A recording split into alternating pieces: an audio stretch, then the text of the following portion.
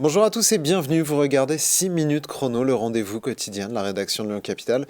Et aujourd'hui nous accueillons Béatrice de Montilly, bonjour. Bonjour Paul Terra. Vous êtes conseillère municipale LR à Lyon, vous êtes aussi co-directrice de la campagne de Jean-Michel Aulas à Lyon, du regroupement Cœur Lyonnais.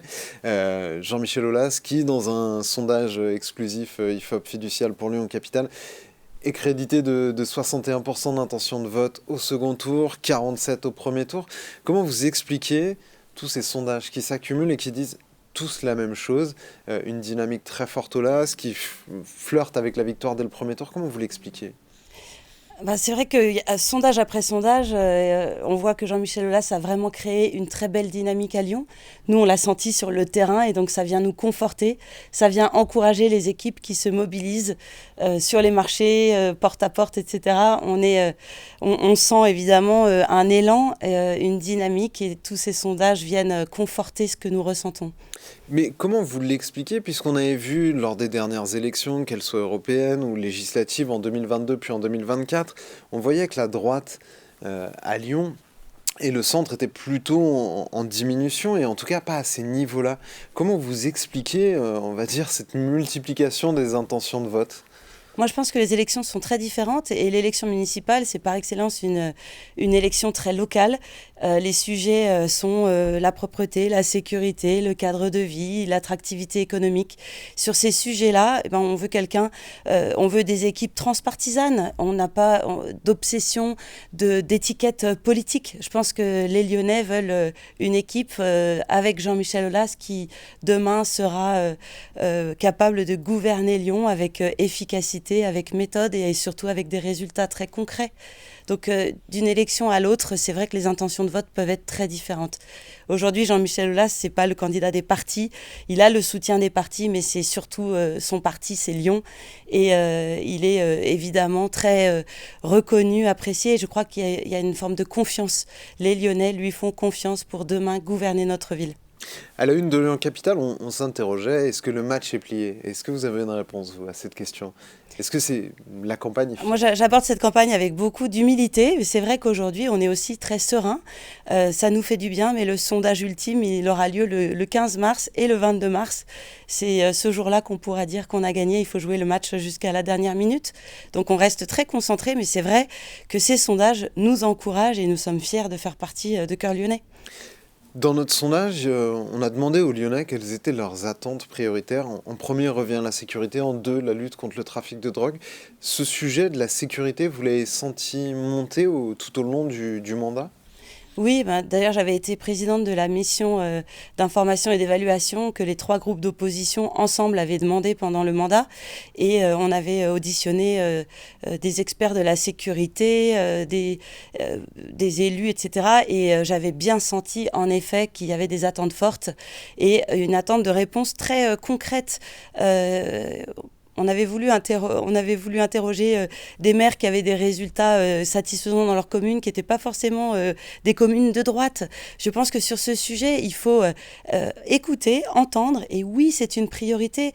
Pour être acteur de nos villes au quotidien, on a besoin, en premier lieu, d'être dans un cadre apaisé dans lequel on se sente bien. Et qu'est-ce qui n'a pas fonctionné à Lyon, puisque Grégory Doucet, finalement, quand on reprend à la fin, il a plutôt recruté des policiers municipaux, il a acté le déploiement de nouvelles caméras de vidéosurveillance. Très tardivement. Nous, on a demandé ça justement à l'issue de cette MIE et il n'y avait pas eu d'engagement du maire. Et puis petit à petit, je pense que l'approche de l'élection... Aujourd'hui, vous avez l'impression à la ville de Lyon? Il est en train de changer, en effet. Il change de discours, mais je pense que les Lyonnais ne seront pas dupes et je pense que c'est un peu tard maintenant pour mettre en place une nouvelle politique de sécurité. Je crois que là-dessus, les Lyonnais nous font confiance pour traiter ce sujet avec pragmatisme, efficacité. Et j'attends avec impatience de pouvoir dévoiler notre programme. Oui. Mais c'est il y aura un peu ça forcément... pour l'instant. Avec Jean-Michel Aulas, on en est sur des intentions de vote, mais aussi peut-être de programme. C'est-à-dire que c'est un candidat qui est très haut dans les sondages sans avoir dit grand-chose. Par exemple, sur la sécurité, Qu'est-ce que vous envisagez de faire? Vous, c'est un sujet que vous travaillez depuis longtemps, indépendamment peut-être de ce que dira le candidat Aulas. Quelles sont pour vous les pistes d'amélioration concrètement pour Lyon? Un des sujets qu'on avait identifié, c'était justement qu'il fallait travailler, non pas seulement à l'échelle de la commune de Lyon, mais de toutes les communes de la métropole. La sécurité, c'est un sujet plus global que juste la ville de Lyon. Et donc la première annonce de Jean-Michel Aulas sur l'hôtel métropolitain de police, je pense que ça va dans le bon sens.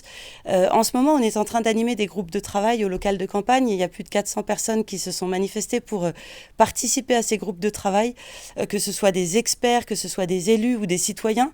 Et le groupe de travail sécurité a lieu d'ailleurs bientôt. Et oui, c'est un sujet sur lequel on va apporter des réponses très concrètes, inspirées. Je vous laisse un peu de suspense, ça va venir. Mais il y a déjà eu une annonce forte du candidat. Donc je pense qu'il faut nous faire confiance. Et puis attendez un peu, le programme sera dévoilé en temps voulu. Mais nous serons en rendez-vous. Vous évoquiez l'enjeu Lyon et les métropoles. Et la métropole, il y a ces élections métropolitaines où pour l'instant, il y a une forme de flou artistique sur comment seront articulées les listes. Est-ce que ce seront des listes Grand Cœur Lyonnais, donc soutenues par Jean-Michel Aulas, ou est-ce que ce seront des listes Les Républicains? Vous êtes à Lyon avec Jean-Michel Aulas, vous êtes aussi LR, les Républicains.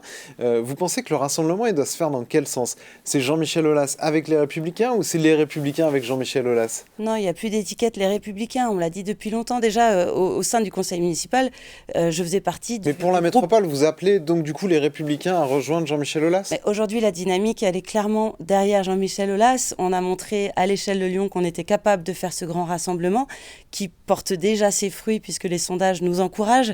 Je crois qu'aujourd'hui, il faut que cette dynamique soit aussi métropolitaine et c'est ce qui est en train de se discuter avec Véronique Sarcelli. Et je n'ai pas de doute qu'un accord va être trouvé très prochainement pour que justement cette dynamique lyonnaise soit également démultipliée à l'échelle de la métropole. Merci beaucoup Béatrice de Monti d'avoir répondu à notre invitation et à nos questions. Moi je vous retrouve très bientôt pour une nouvelle édition de 6 minutes chrono. Au revoir.